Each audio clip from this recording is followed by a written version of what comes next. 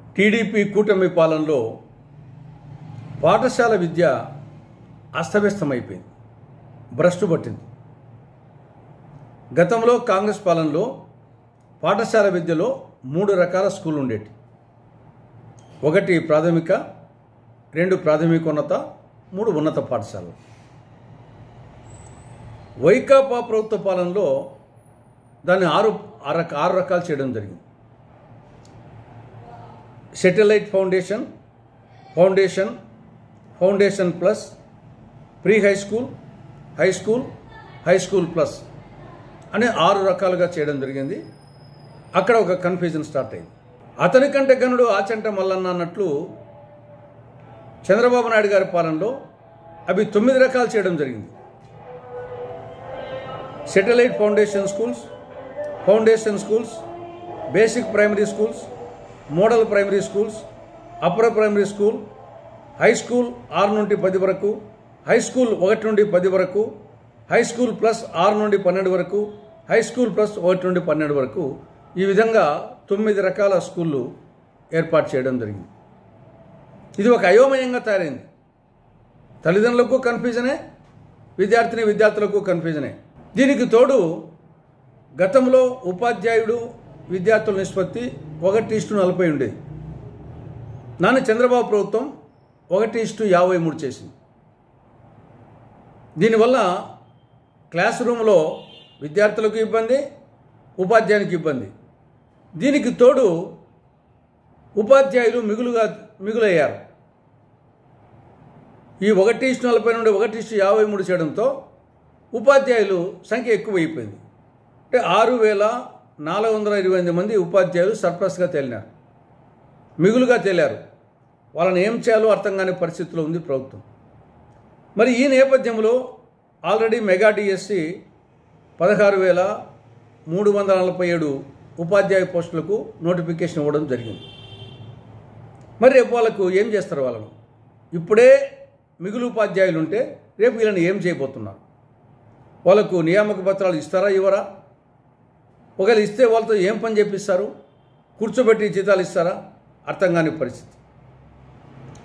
దీనికి తోడు గతంలో జగన్ ప్రభుత్వం పాఠశాల విద్యలో తెలుగు మాధ్యమాన్ని రద్దు చేస్తూ జీవో 85 ఇచ్చింది. ఇది ఒక చారిత్రక తప్పిదమని ఆ రోజు అందరూ విమర్శించాం. ఈ యొక్క టీడీపీ కూటమి నాయకులు కూడా విమర్శించారు, చంద్రబాబు నాయుడుతో సహా. మేము అధికారంలోకి వస్తే జీవో 85 రద్దు చేస్తామని చెప్పి చెప్పడం జరిగింది. అధికారంలోకి వచ్చి 11 నెలలైంది, ఆ జీవో రద్దు కాలే. దాన్ని మరింత పకడ్బందీగా అమలు చేస్తున్నారు. కానీ తెలుగుదేశం పాలనలో పాఠశాల విద్యలో తెలుగు మాధ్యమం లేదు. ఇది ఒక విడ్డూరం. పార్టీ పేరేమో తెలుగుదేశం, కానీ తెలుగు మాధ్యమం రద్దు. మీ పార్టీ పేరు మార్చుకోండి, రేపు మహానాడులో తీర్మానం పెట్టండి. మీ పార్టీ పేరును తెలుగుదేశం బదులు ఇంగ్లీష్ దేశంగా మార్చుకున్నట్టు తీర్మానం ప్రవేశపెట్టండి. ఇది ఎన్టీఆర్ ఆశయానికే విరుద్ధం. ఎన్టీఆర్ ఆత్మ శోభిస్తుంది. కాబట్టి ఈ నేపథ్యంలో కాంగ్రెస్ పార్టీ డిమాండ్లు: 1, ఉపాధ్యాయుడు విద్యార్థుల నిష్పత్తి 1:40గా ఉండాలి. 2, ఇన్ని రకాల స్కూళ్ళు పాఠశాల విద్యలో వద్దు, 3 రకాలే ఉండాలి: ప్రాథమికోన్నత, ఉన్నత. 3, తెలుగు మాధ్యమాన్ని ప్రాథమిక విద్యలో కంపల్సరీ చేయాలి, తప్పనిసరి చేయాలి. 4, ఉన్నత చదువుల్లో, ఉన్నత కళాశాలల్లో ప్రవేశాల్లో కానీ, ఉద్యోగాల విషయంలో కానీ తెలుగు మాధ్యమంలో చదివిన వారికి 3% అదనపు మార్కులు కలపాలి. ఇవి కాంగ్రెస్ పార్టీ డిమాండ్. టీడీపీ కూటమి పాలనలో పాఠశాల విద్య అస్తవ్యస్తమైపోయింది, భ్రష్టు పట్టింది. గతంలో కాంగ్రెస్ పాలనలో పాఠశాల విద్యలో 3 రకాల స్కూళ్ళు ఉండేవి.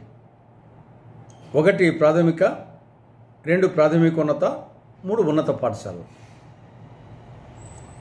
వైకాపా ప్రభుత్వ పాలనలో దాన్ని 6 రకాలు చేయడం జరిగింది. సెటిలైట్ ఫౌండేషన్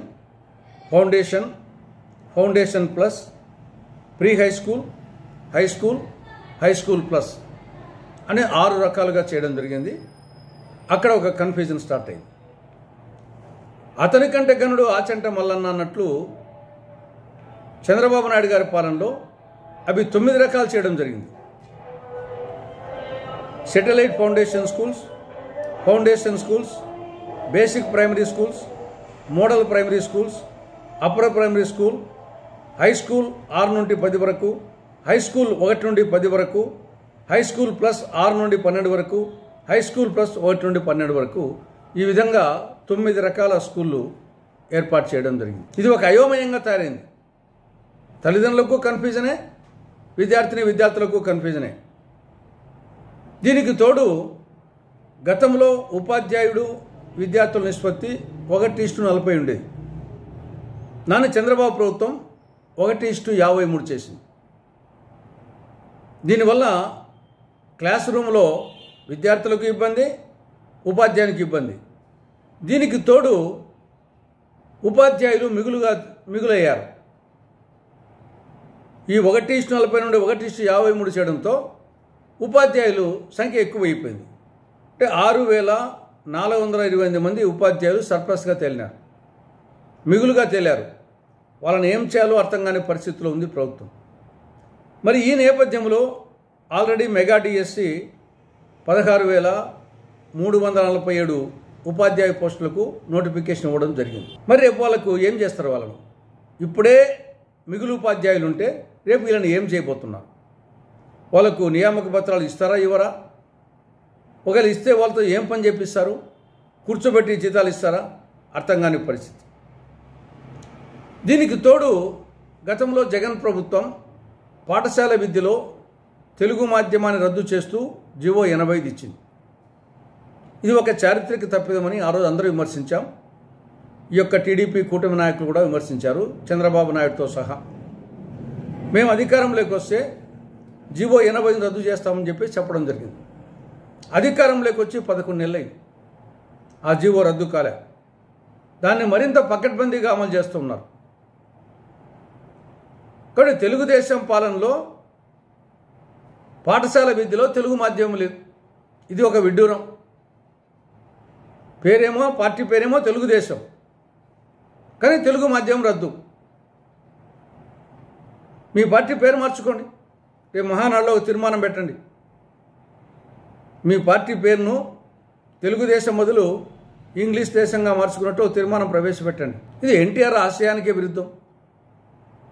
ఎన్టీఆర్ ఆత్మ శోభిస్తుంది. కాబట్టి ఈ నేపథ్యంలో కాంగ్రెస్ పార్టీ డిమాండ్లు: 1, ఉపాధ్యాయుడు విద్యార్థుల నిష్పత్తి 1:40గా ఉండాలి. రెండవది, ఇన్ని రకాల స్కూళ్ళు పాఠశాల విద్యలో వద్దు, 3 రకాలే ఉండాలి: ప్రాథమికోన్నత, ఉన్నత. 3, తెలుగు మాధ్యమాన్ని ప్రాథమిక విద్యలో కంపల్సరీ చేయాలి, తప్పనిసరి చేయాలి. 4వది, ఉన్నత చదువుల్లో, ఉన్నత కళాశాలల్లో ప్రవేశాల్లో కానీ ఉద్యోగాల విషయంలో కానీ తెలుగు మాధ్యమంలో చదివిన వారికి 3% అదనపు మార్కులు కలపాలి. ఇవి కాంగ్రెస్ పార్టీ డిమాండ్.